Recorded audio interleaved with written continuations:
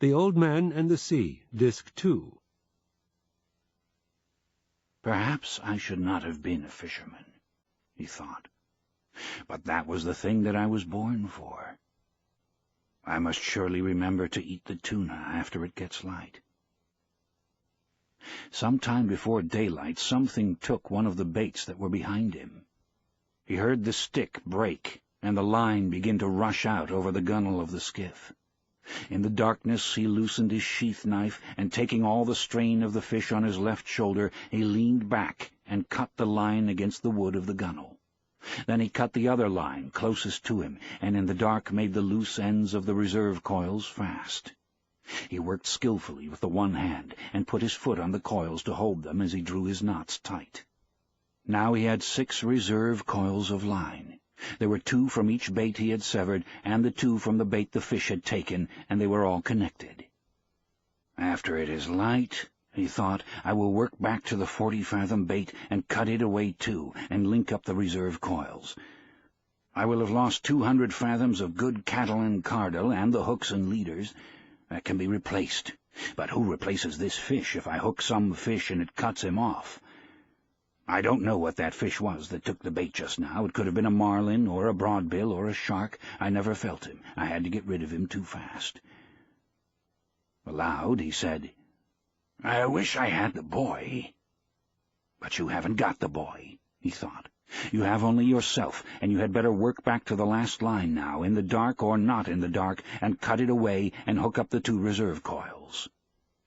So he did it.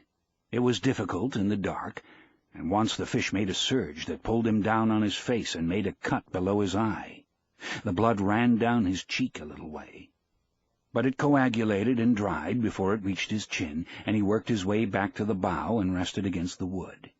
He adjusted the sack and carefully worked the line so that it came across a new part of his shoulders, and holding it anchored with his shoulders, he carefully felt the pull of the fish, and then felt with his hand the progress of the skiff through the water. I wonder what he made that lurch for, he thought. The wire must have slipped on the great hill of his back. Certainly his back cannot feel as badly as mine does. But he cannot pull this skiff forever, no matter how great he is. Now everything is cleared away that might make trouble, and I have a big reserve of line. All that a man can ask. Fish, he said softly aloud, I'll stay with you until I am dead. He'll stay with me, too, I suppose, the old man thought, and he waited for it to be light. It was cold now, and the time before daylight, and he pushed against the wood to be warm. I can do it as long as he can, he thought. And in the first light the line extended out and down into the water. The boat moved steadily, and when the first edge of the sun rose, it was on the old man's right shoulder. He's headed north, the old man said. The current will have set us far to the eastward, he thought. I wish he would turn with the current. That would show that he was tiring. When the sun had risen further, the old man realized that the fish was not tiring. There was only one favorable sign. The slant of the line showed he was swimming at a lesser depth. That did not necessarily mean that he would jump, but he might. God, let him jump, the old man said. I have enough line to handle him. Maybe if I can increase the tension just a little, it will hurt him and he will jump, he thought.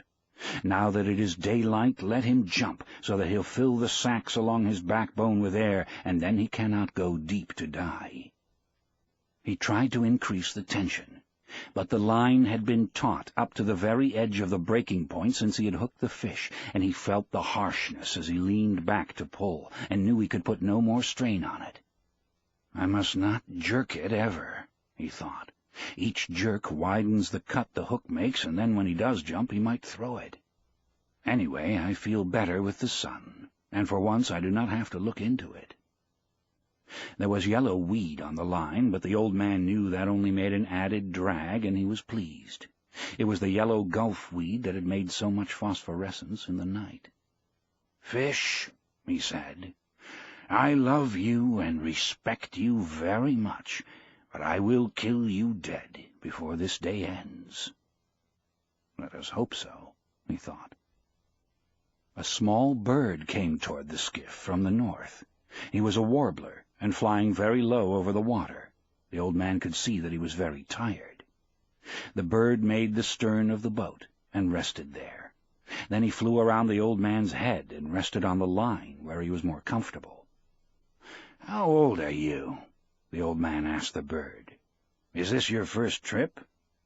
The bird looked at him when he spoke. He was too tired even to examine the line, and he teetered on it as his delicate feet gripped it fast. "It's steady," the old man told him. "It's too steady. You shouldn't be that tired after a windless night. What are birds coming to?" The hawks, he thought, that come out to sea to meet them. But he said nothing of this to the bird, who could not understand him anyway, and who would learn about the hawks soon enough. "Take a good rest, small bird," he said. "Then go in and take your chance like any man or bird or fish." It encouraged him to talk, because his back had stiffened in the night, and it hurt truly now. "Stay at my house if you like, bird," he said. "I am sorry I cannot hoist the sail and take you in with the small breeze that is rising, but I am with a friend." Just then the fish gave a sudden lurch that pulled the old man down onto the bow, and would have pulled him overboard if he had not braced himself and given some line. The bird had flown up when the line jerked, and the old man had not even seen him go. He felt the line carefully with his right hand, and noticed his hand was bleeding. "Something hurt him, then," he said aloud, and pulled back on the line to see if he could turn the fish. But when he was touching the breaking point, he held steady, and settled back against the strain of the line. "You're feeling it now, fish," he said, "and so, God knows, am I." He looked around for the bird now, because he would have liked him for company. The bird was gone. "You did not stay long," the man thought, "but it is rougher where you are going until you make the shore. How did I let the fish cut me with that one quick pull he made? I must be getting very stupid. Or perhaps I was looking at the small bird and thinking of him. Now I will pay attention to my work, and then I must eat the tuna so that I will not have a failure of strength. I wish the boy were here and that I had some salt," he said aloud. Shifting the weight of the line to his left shoulder and kneeling carefully, he washed his hand in the ocean and held it there submerged for more than a minute, watching the blood trail away and the steady movement of the water against his hand as the boat moved. "He has slowed much," he said. The old man would have liked to keep his hand in the salt water longer, but he was afraid of another sudden lurch by the fish, and he stood up and braced himself and held his hand up against the sun. It was only a line burn that had cut his flesh, but it was in the working part of his hand. He knew he would need his hands before this was over, and he did not like to be cut before it started. "Now," he said, when his hand had dried, "I must eat the small tuna. I can reach him with the gaff and eat him here in comfort." He knelt down and found the tuna under the stern with the gaff and drew it toward him, keeping it clear of the coiled lines. Holding the line with his left shoulder again and bracing on his left hand and arm, he took the tuna off the gaff hook and put the gaff back in place. He put one knee on the fish and cut strips of dark red meat longitudinally from the back of the head to the tail. They were wedge-shaped strips, and he cut them from next to the backbone down to the edge of the belly. When he had cut 6 strips, he spread them out on the wood of the bow, wiped his knife on his trousers, and lifted the carcass of the bonito by the tail and dropped it overboard. "I don't think I can eat an entire one," he said, and drew his knife across one of the strips. He could feel the steady, hard pull of the line, and his left hand was cramped. It drew up tight on the heavy cord, and he looked at it in disgust. "What kind of a hand is that?" he said. "Cramp, then, if you want. Make yourself into a claw. It will do you no good." "Come on," he thought, and looked down into the dark water at the slant of the line. "Eat it now, and it will strengthen the hand. It is not the hand's fault, and you have been many hours with the fish. But you can stay with him forever. Eat the bonito now." He picked up a piece and put it in his mouth and chewed it slowly. It was not unpleasant. Chew it well, he thought, and get all the juices. It would not be bad to eat with a little lime, or with lemon, or with salt. "How do you feel, Hand?" he asked the cramped hand that was almost as stiff as rigor mortis. "I'll eat some more for you." He ate the other part of the piece that he had cut in two. He chewed it carefully and then spat out the skin. "How does it go, Hand? Or is it too early to know?" He took another full piece and chewed it. "It is a strong, full-blooded fish," he thought. "I was lucky to get him instead of Dolphin. Dolphin is too sweet. This is hardly sweet at all, and all the strength is still in it." "There is no sense in being anything but practical, though," he thought. "I wish I had some salt. And I do not know whether the sun will rot or dry what is left, so I had better eat it all, although I am not hungry. The fish is calm and steady. I will eat it all, and then I will be ready." "Be patient, Hand," he said. "I do this for you." "I wish I could feed the fish," he thought. "He is my brother. But I must kill him, and keep strong to do it." Slowly and conscientiously he ate all of the wedge-shaped strips of fish. He straightened up, wiping his hand on his trousers. "Now," he said, "you can let the cord go, Hand, and I will handle him with the right arm alone until you stop that nonsense." He put his left foot on the heavy line that the left hand had held, and lay back against the pole against his back. "God help me to have the cramp go," he said, "because I do not know what the fish is going to do." "But he seems calm," he thought, "and following his plan. But what is his plan?" he thought. "And what is mine? Mine I must improvise to his because of his great size. If he will jump, I can kill him. But he stays down forever. Then I will stay down with him forever." He rubbed the cramped hand against his trousers and tried to gentle the fingers, but it would not open. "Maybe it will open with the sun," he thought. "Maybe it will open when the strong, raw tuna is digested. If I have to have it, I will open it, cost whatever it costs. But I do not want to open it now by force. Let it open by itself, and come back of its own accord. After all, I abused it much in the night, when it was necessary to free and untie the various lines." He looked across the sea, and knew how alone he was now. But he could see the prisms in the deep, dark water, and the lines stretching ahead, and the strange undulation of the calm. The clouds were building up now for the trade wind, and he looked ahead and saw a flight of wild ducks etching themselves against the sky over the water, then blurring, then etching again. And he knew no man was ever alone on the sea. He thought of how some men feared being out of sight of land in a small boat, and knew they were right in the months of sudden bad weather. But now they were in hurricane months, and when there are no hurricanes, the weather of hurricane months is the best of all the year. If there is a hurricane, you always see the signs of it in the sky for days ahead if you are at sea.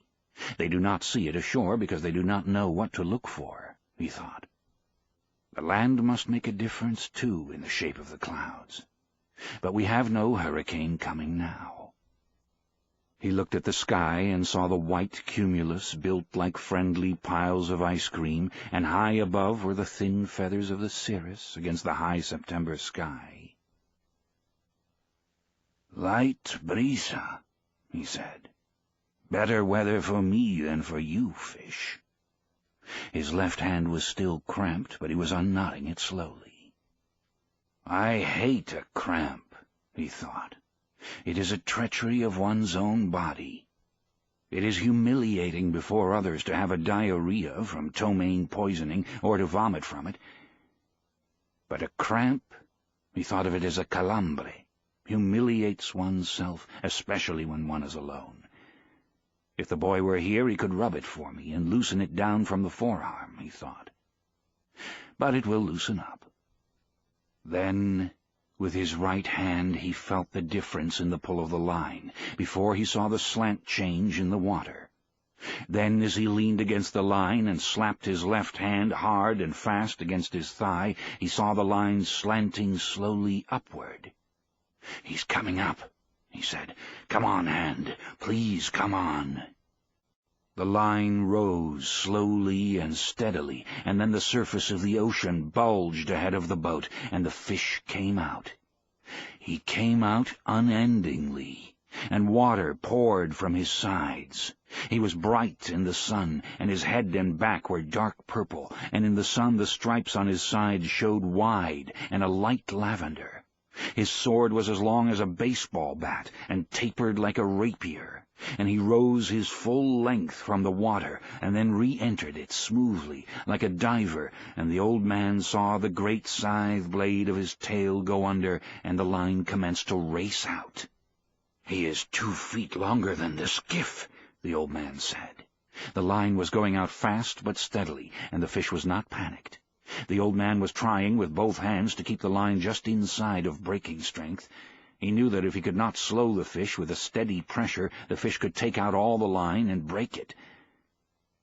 "He is a great fish, and I must convince him," he thought. "I must never let him learn his strength, nor what he could do if he made his run. If I were him, I would put in everything now, and go until something broke. But thank God they are not as intelligent as we who kill them, although they are more noble and more able." The old man had seen many great fish. He had seen many that weighed more than 1,000 pounds, and he had caught 2 of that size in his life, but never alone. Now, alone and out of sight of land, he was fast to the biggest fish that he had ever seen, and bigger than he had ever heard of, and his left hand was still as tight as the gripped claws of an eagle.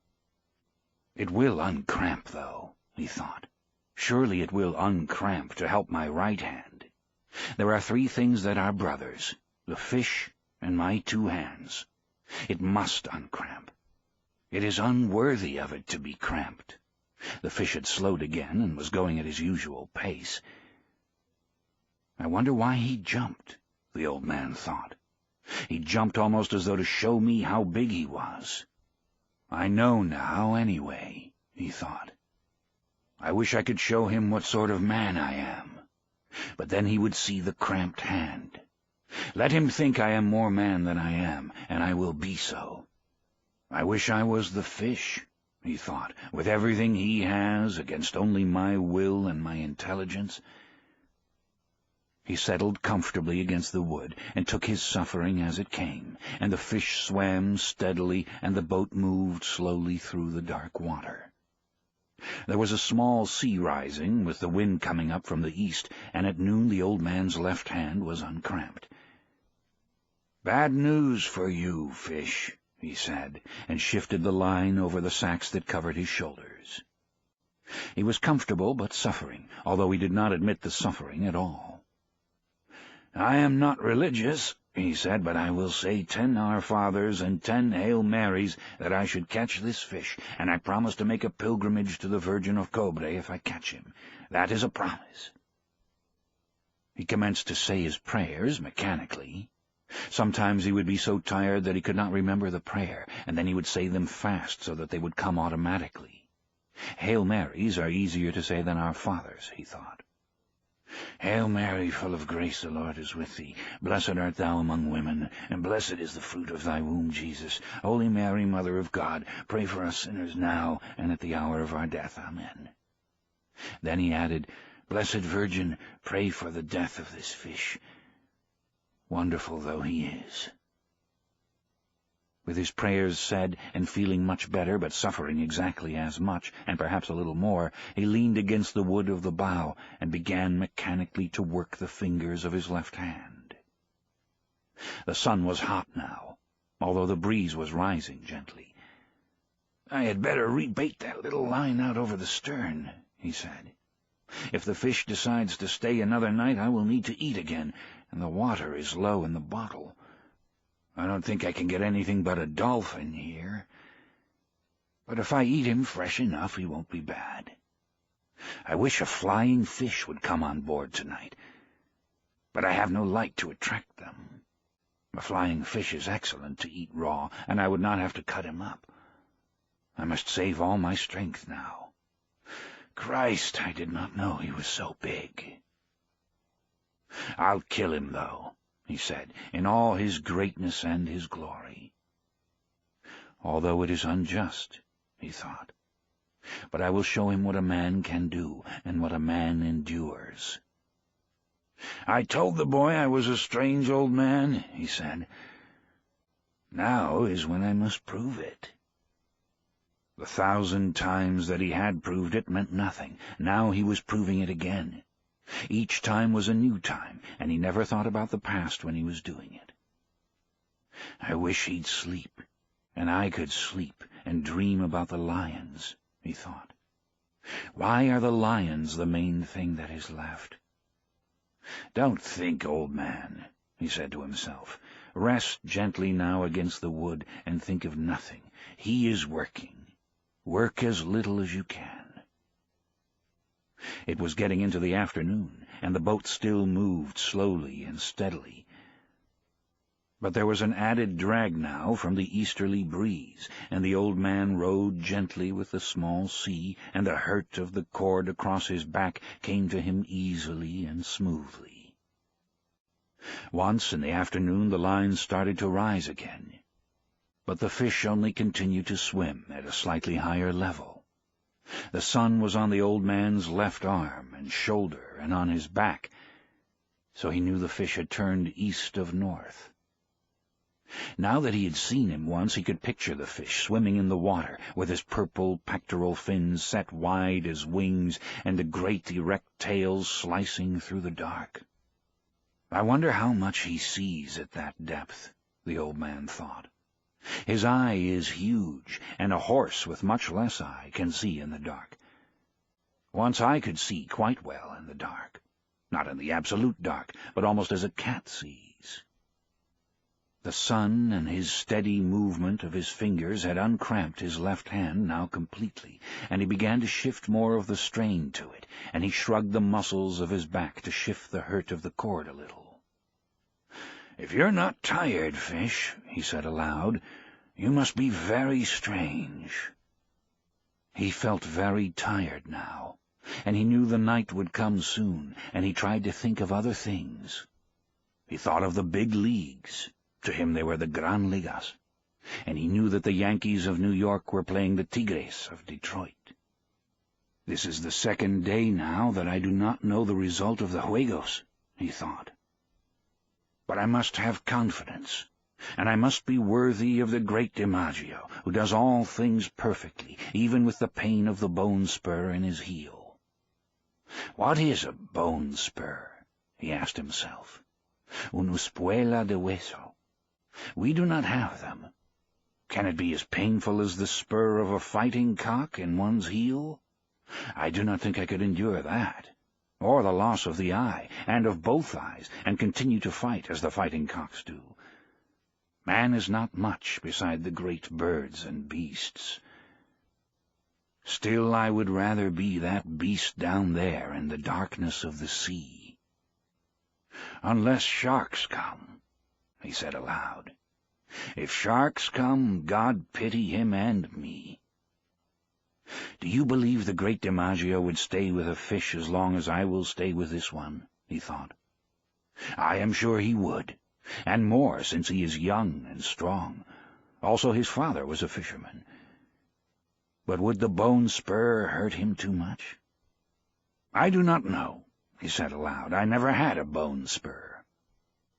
As the sun set, he remembered, to give himself more confidence, the time in the tavern at Casablanca, when he had played the hand game with the great Negro from Cienfuegos, who was the strongest man on the docks. They had gone one day and one night, with their elbows on a chalk line on the table, and their forearms straight up, and their hands gripped tight. Each one was trying to force the other's hand down onto the table. There was much betting, and people went in and out of the room under the kerosene lights, and he had looked at the arm and hand of the Negro, and at the Negro's face. They changed the referees every 4 hours after the first 8 so that the referees could sleep. Blood came out from under the fingernails of both his and the Negro's hands, and they looked each other in the eye, and at their hands and forearms, and the betters went in and out of the room and sat on high chairs against the wall and watched. The walls were painted bright blue and were of wood, and the lamps threw their shadows against them. The Negro's shadow was huge, and it moved on the wall as the breeze moved the lamps. The odds would change back and forth all night, and they fed the Negro rum and lighted cigarettes for him.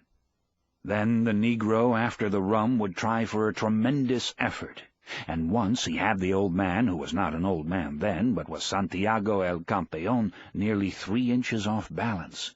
But the old man had raised his hand up to dead even again.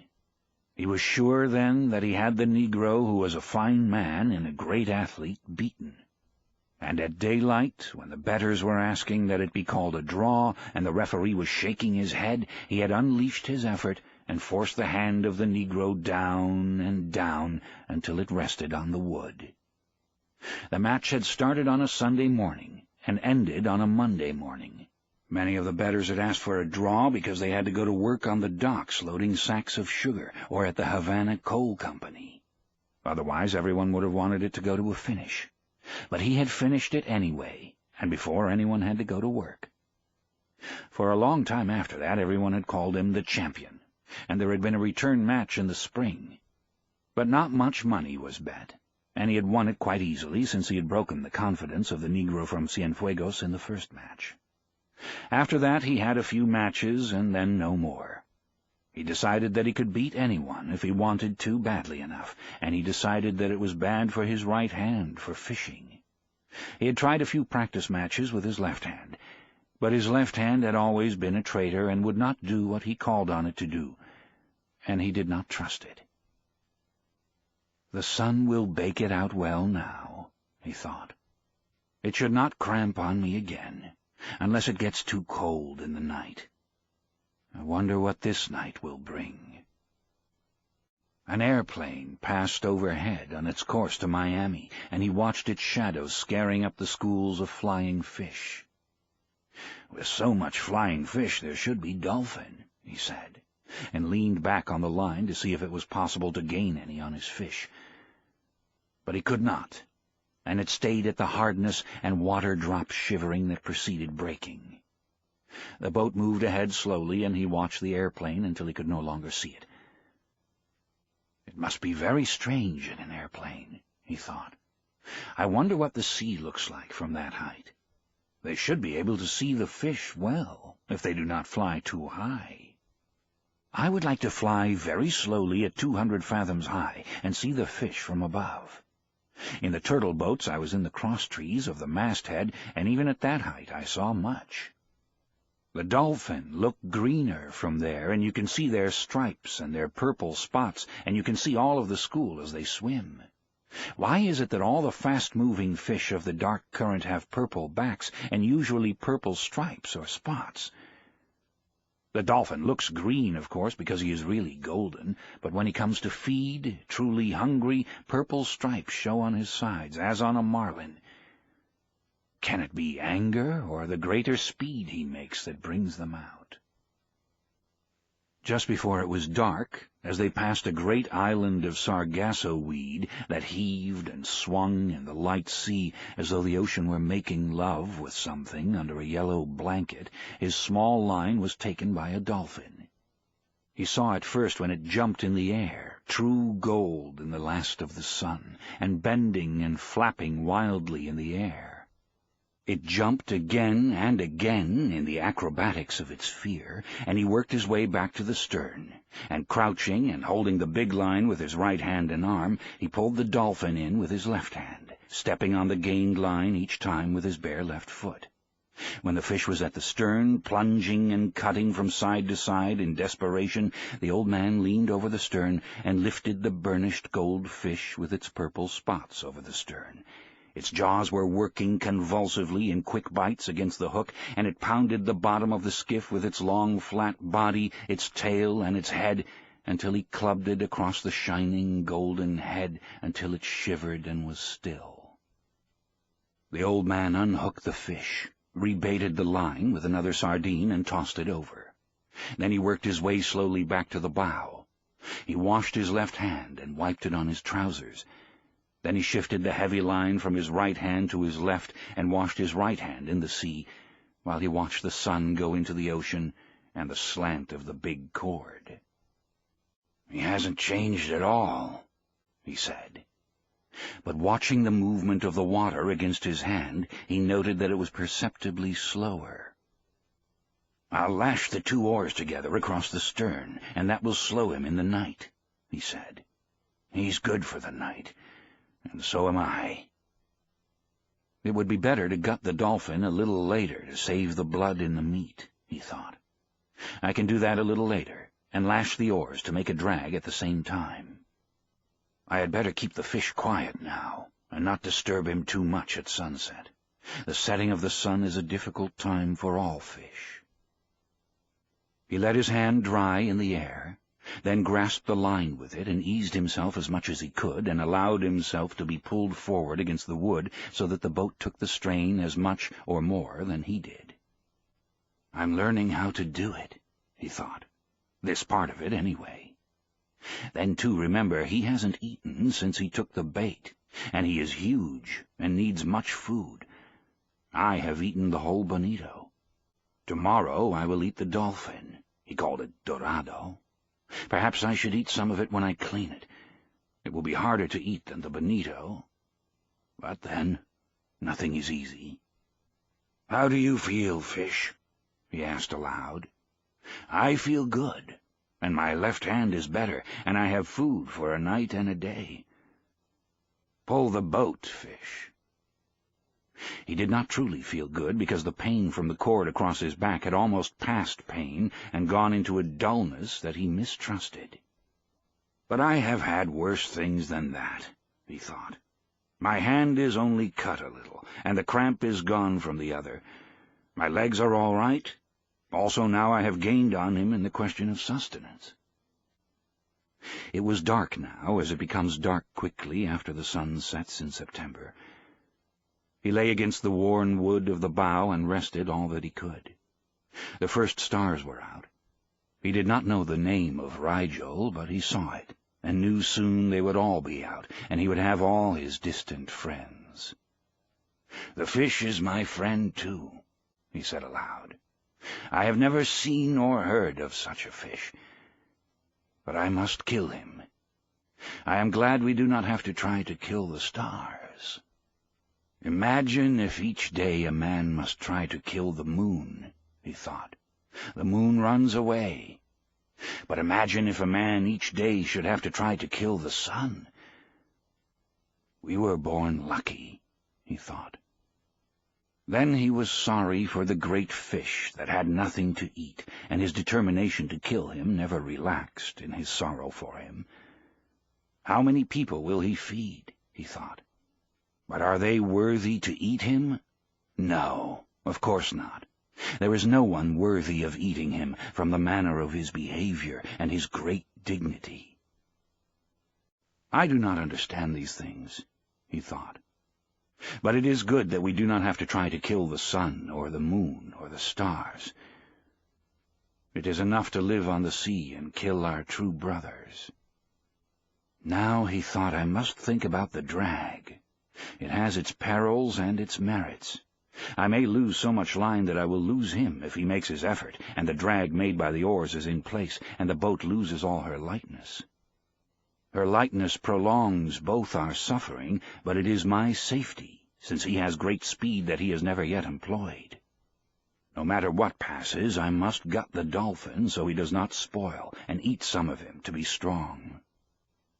Now I will rest an hour more and feel that he is solid and steady before I move back to the stern to do the work and make the decision. In the meantime I can see how he acts, and if he shows any changes. The oars are a good trick, but it has reached the time to play for safety. He is much fish still, and I saw that the hook was in the corner of his mouth, and he has kept his mouth tight shut. The punishment of the hook is nothing. The punishment of hunger, and that he is against something that he does not comprehend, is everything. Rest now, old man, and let him work until your next duty comes." He rested for what he believed to be 2 hours. The moon did not rise now until late, and he had no way of judging the time. Nor was he really resting, except comparatively. He was still bearing the pull of the fish across his shoulders, but he placed his left hand on the gunwale of the bow, and confided more and more of the resistance to the fish to the skiff itself.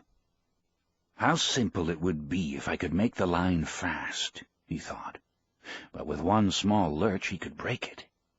I must cushion the pull of the line with my body, and at all times be ready to give line with both hands." "But you have not slept yet, old man," he said aloud. "It is half a day and a night, and now another day, and you have not slept. You must devise a way so that you sleep a little if he is quiet and steady. If you do not sleep, you might become unclear in the head." "I'm clear enough in the head," he thought. "Too clear. I am as clear as the stars that are my brothers. Still I must sleep. They sleep, and the moon and the sun sleep, and even the ocean sleeps sometimes on certain days when there is no current and a flat calm. But remember to sleep," he thought. "Make yourself do it, and devise some simple and sure way about the lines. Now go back and prepare the dolphin. It is too dangerous to rig the oars as a drag if you must sleep." "I could go without sleeping," he told himself, "but it would be too dangerous." He started to work his way back to the stern on his hands and knees, being careful not to jerk against the fish. "He may be half asleep himself," he thought, "but I do not want him to rest. He must pull until he dies." Back in the stern he turned so that his left hand held the strain of the line across his shoulders, and drew his knife from its sheath with his right hand. The stars were bright now, and he saw the dolphin clearly, and he pushed the blade of his knife into his head and drew him out from under the stern. He put one of his feet on the fish and slid him quickly from the vent up to the tip of his lower jaw. Then he put his knife down and gutted him with his right hand, scooping him clean and pulling the gills clear. He felt the maw heavy and slippery in his hands, and he slid it open. There were 2 flying fish inside. They were fresh and hard, and he laid them side by side and dropped the guts and the gills over the stern. They sank, leaving a trail of phosphorescence in the water. The dolphin was cold, and a leprous gray-white now in the starlight, and the old man skinned one side of him while he held his right foot on the fish's head. Then he turned him over and skinned the other side, and cut each side off from the head down to the tail. He slid the carcass overboard and looked to see if there was any swirl in the water, but there was only the light of its slow descent. He turned then and placed the 2 flying fish inside the 2 fillets of fish, and putting his knife back in its sheath, he worked his way slowly back to the bow. His back was bent with the weight of the line across it, and he carried the fish in his right hand. Back in the bow, he laid the 2 fillets of fish out on the wood with the flying fish beside them. After that he settled the line across his shoulders in a new place, and held it again with his left hand resting on the gunwale. Then he leaned over the side and washed the flying fish in the water, noting the speed of the water against his hand.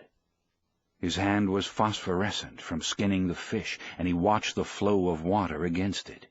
The flow was less strong, and as he rubbed the side of his hand against the planking of the skiff, particles of phosphorus floated off and drifted slowly astern.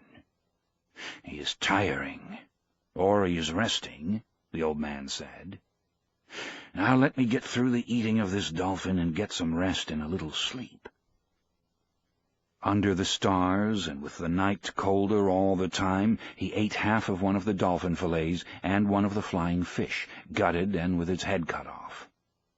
"What an excellent fish dolphin is to eat cooked," he said, "and what a miserable fish raw.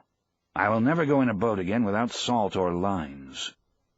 If I had brains, I would have splashed water on the bow all day, and drying it would have made salt," he thought. But then I did not hook the dolphin until almost sunset. Still, it was a lack of preparation. But I have chewed it all well, and I am not nauseated. The sky was clouding over to the east, and one after another the stars he knew were gone. It looked now as though he were moving into a great canyon of clouds, and the wind had dropped. "There will be bad weather in 3 or 4 days," he said. "But not tonight and not tomorrow. Rig now to get some sleep, old man, while the fish is calm and steady." He held the line tight in his right hand, and then pushed his thigh against his right hand as he leaned all his weight against the wood of the bow. Then he passed the line a little lower on his shoulders and braced his left hand on it. "My right hand can hold it as long as it is braced," he thought. "If it relaxes in sleep, my left hand will wake me as the line goes out. It is hard on the right hand, but he is used to punishment. Even if I sleep 20 minutes or half an hour, it is good." He lay forward, cramping himself against the line with all of his body, putting all his weight onto his right hand, and he was asleep. He did not dream of the lions, but instead of a vast school of porpoises that stretched for 8 or 10 miles, and it was in the time of their mating, and they would leap high into the air and return into the same hole they had made in the water when they leaped.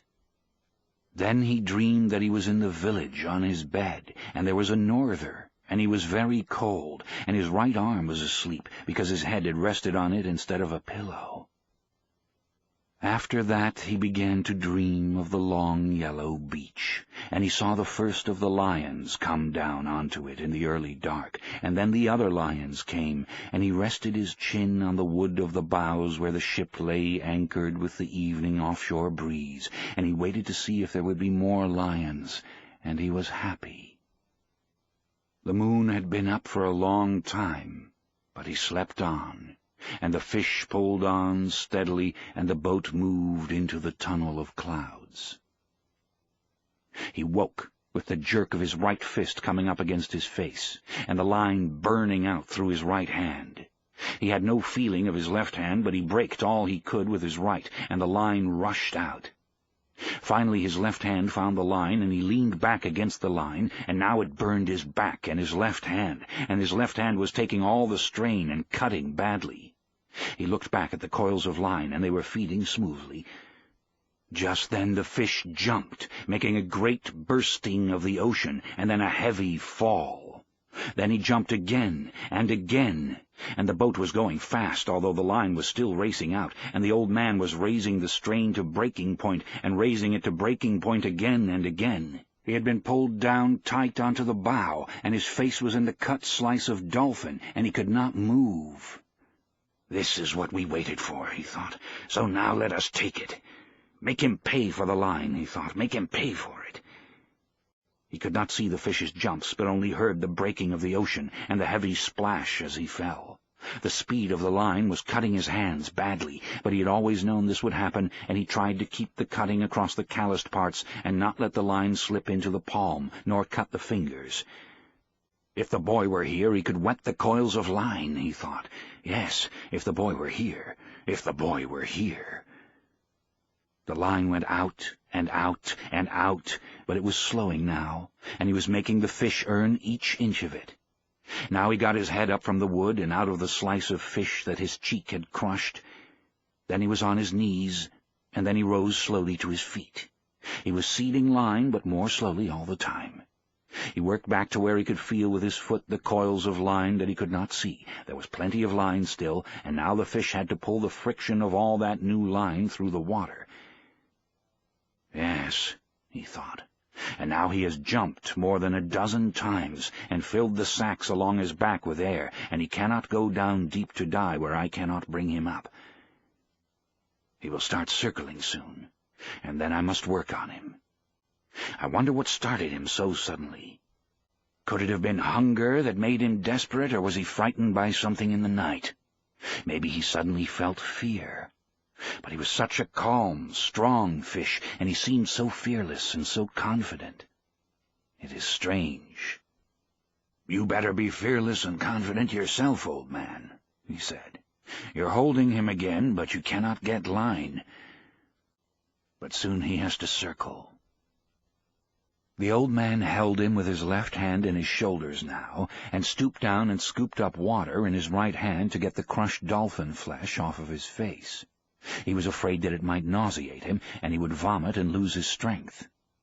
When his face was cleaned, he washed his right hand in the water over the side, and then let it stay in the salt water while he watched the first light come before the sunrise. "He's headed almost east," he thought. "That means he is tired and going with the current. Soon he will have to circle. Then our true work begins."